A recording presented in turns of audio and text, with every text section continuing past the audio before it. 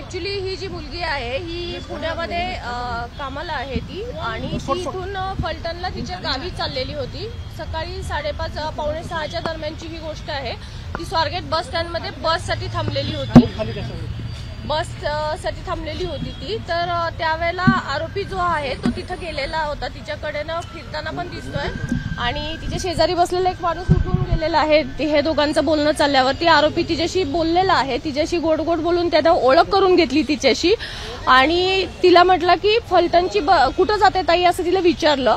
तर ती म्हटली की मला फलटणला जायचं आहे। तर तो म्हटला की सातारची बस जी आहे ती इथं नाही लागत म्हणे, तिकडे लागलेली आहे म्हणे। तर ती म्हटली नाही बस इथंच लागते म्हणून मी इथं बसलेली आहे।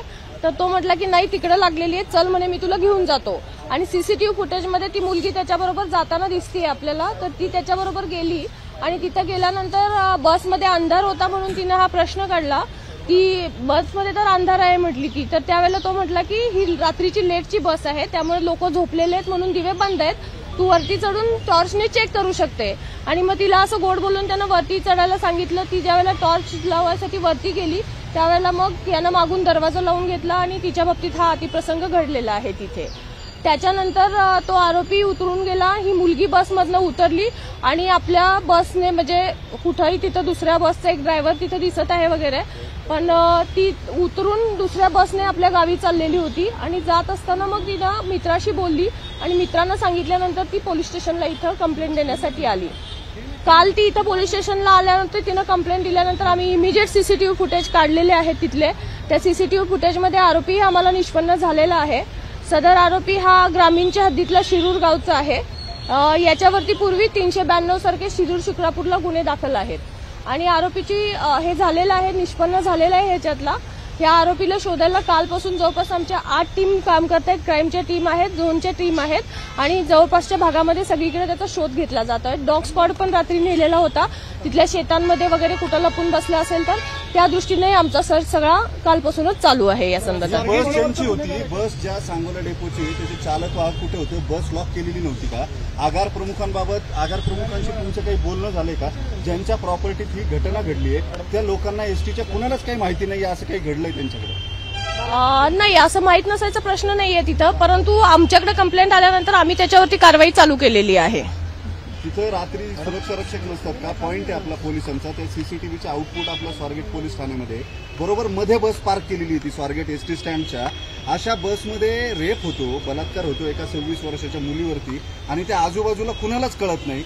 तुम्हाला वाटत नाही का की सिस्टीम मधले काही लॅप्सेस आहेत ज्याचे हे परिणाम आहेत? नेमका दोष कोणाचा आहे, चूक कोणाची आहे? एसटी आगारात बस लावून ती लॉक न करणाऱ्या चालक वाहकाची, की बस लॉक होऊ शकत नाही म्हणून एसटी प्रशासनाची, की तिथं सीसीटीव्हीज आहेत त्याचं मॉनिटरिंग नीट झालं नाही म्हणून पोलिसांनी? नाही, पोलिसांचं ऍक्च्युली पेट्रोलिंग चालू असतं पण प्रत्येक बसला जाऊन पोलीस चेक करू शकत नाही बसमध्ये काय होतंय। आणि ही बस आतमध्ये होती त्यामुळे सिक्युरिटीचा प्रश्न तिथल्याही येतो, डेपोमध्ये सिक्युरिटीचं काय आहे त्याच्याबद्दल। दुसरी गोष्ट असं आहे की ही गोष्ट झाल्यानंतर मुलगी बसमध्ये बसून निघून गेलेली आहे, तर तिनं थोडा जर आरडाओरडा तिथं केला असता तर इमिजिएट लोकांनी बऱ्यापैकी मदत केली असती। सीसीटीव्ही फुटेजमध्ये आपल्याला दिसतंय तो आरोपी खाली उतरतोय, त्याच्या 2 मिनिटात मुलगी लगेच खाली उतरतीये, पण असा कुठला प्रकार तिथं झालेला आढळून आलेला नाहीये। मुलीची तब्येत कशी आहे? मुलीची तब्येत एकदम व्यवस्थित आहे, ती काल व्यवस्थित बोलत होती, आम्ही स्वतः तिच्याशी बोललेली आहे आणि तिचं मेडिकल पण चालू आहे। तपास नक्की कोणत्या दिशेने, म्हणजे मुलगी तर फलटणला गेलेली आहे मात्र आरोपी स्वारगेटमधून बाहेर पडल्यानंतर कोणत्या दिशेने गेला? पथकं जी आहेत कुठल्या भागामध्ये तपास करतात? आता पथकं जी आहेत ते मी डिटेल तुम्हाला देऊ शकत नाही, कारण ह्याच्यामध्ये असं आहे की आरोपी जर जागा झाला, ऑलरेडी आम्ही त्याला कालपासून शोधतोय, तो आमच्या ताब्यात आलेला नाहीये, त्यामुळे तपासाचं जे पूर्ण डिटेल्स मी आपल्याला आता इथं देऊ शकणार नाहीये। स्वारगेटच्या आगार प्रमुखांशी काही बोलणं झालंय का तुमचं? माझं पर्सनली अजून त्यांच्याशी काही बोलणं झालेलं नाहीये। पहिला आम्हाला आरोपी निष्पन्न करणं, त्या मुलीची काळजी घेणं हे आमच्या प्रायोरिटीच्या गोष्टी आहेत। त्या झाल्यानंतर आज आता आम्ही त्याच्यामध्ये माहिती घेऊ, त्यांच्याकडूनही त्यांच्याशी बोलणं करून घेऊ।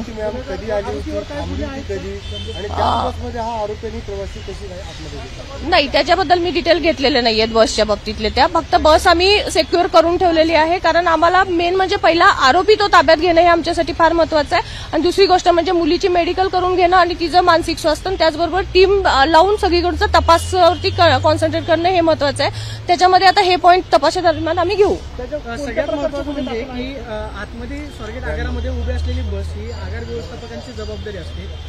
पहाटेची 5:30ची जर घटना असेल म्हणजे 4 नंतर स्वारगेट आगारातली वर्दळ जी आहे वाढायला सुरुवात होते. मग अशा सगळ्या गर्दीच्या ठिकाणी अशी घटना होणं हे नक्की मग कुणाचं अपयश आहे?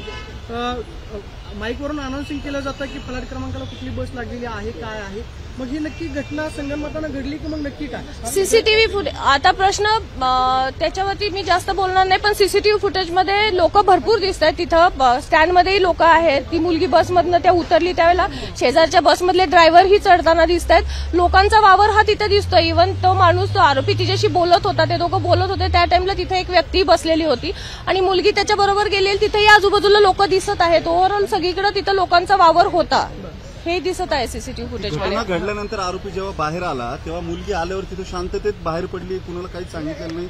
आरोपी निघून जाताना दिसतोय शांततेत. एक्झॅक्टली. सीसीटीव्ही फुटेजमध्ये आरोपी खाली उतरला की लगेच 2 मिनिटात मुलगी हे झालेली आहे, खाली उतरलेली आहे आणि नंतर ती निघूनही गेलेली आहे. बसमध्ये बसून ती गेलेली होती. निंब्या रस्त्यात गेल्यानंतर तिने तिच्या मित्राला फोन केला आणि त्याच्यानंतर मग ती परत त्यांना सांगितलं की नाही तू ह्याच्यात कंप्लेंट कर. त्यानंतर मुलगी जवळपास 9च्या दरम्यान पोलीस स्टेशनला आलेली आहे ह्या सगळ्या गोष्टीची माहिती द्यायला. शॉकमध्ये होती का हे सगळं झाल्यामुळं? तिला काय करावं हे कदाचित आपण तसं म्हणू शकतो. त्याच्यामध्ये तिला सुचलं नसेल आणि त्यामुळे ती उशिरा आली असेल. परंतु ती आल्यानंतर आपण इमिजिएट तपासाची चक्र सगळी फिरवलेली आहे.